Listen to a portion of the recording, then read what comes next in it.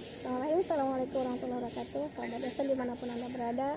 Alhamdulillah hari ini saya berada di kampus UNAWI bersama Ananda Jaki. Beliau ini alhamdulillah dalam 1 bulan bisa menyelesaikan skripsinya dan dalam waktu yang sama juga bisa menyelesaikan artikelnya dan sudah submit. Nah, kita coba dengar beliau bagaimana perasaannya.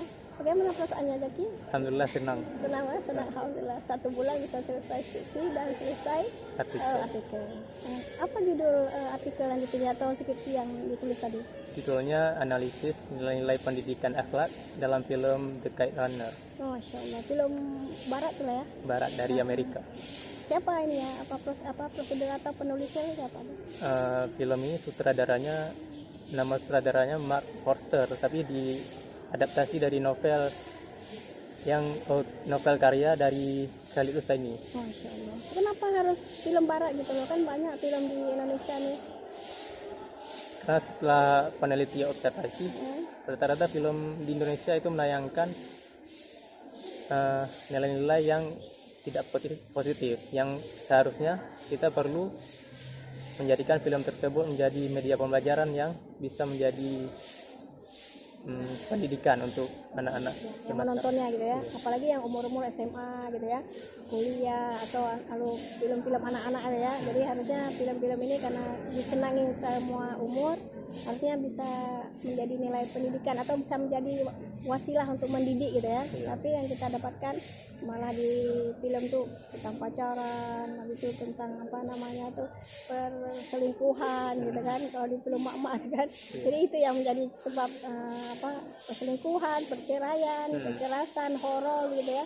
Jadi itu yang menjadi penyebab Zaki mau ambil film biar dapat kita melihat bagaimana nilai-nilai pendidikan gitu ya. Terus setelah Zaki teliti itu film, nilai pendidikan apa yang Zaki dapatkan dari film itu? Yang Zaki dapatkan itu ada 3 aspek.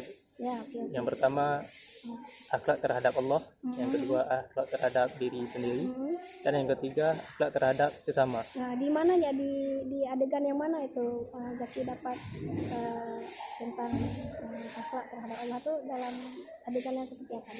Kalau akhlak terhadap Allah itu ada adegan di mana tokoh dalam film tersebut sehabis sholat dia berdoa. Oh iya ya, dia tuh seharusnya adabnya gitu ya, habis sholat kita berdoa gitu. Oke, yang lain mana di adegan mana lagi? Itu terhadap Allah. Oh iya ya. Terhadap Allah ada ketika ada orang ngaji, ngaji alhamdulillah. Oh gitu, ada film di film itu juga ditayangkan misalnya ada adegan mengaji ada. gitu. Oke, bagus. Jadi itu lagi. Oke, selain tadi akhlak terhadap sesama tadi. Kemudian akhlak terhadap diri sendiri. Ada diri, oke. Misalnya kejujuran. Kayak mana tuh di adegan ada? Ketika tokoh Hasan, dia lebih memilih dilemparkan kotorannya daripada dia berbohong.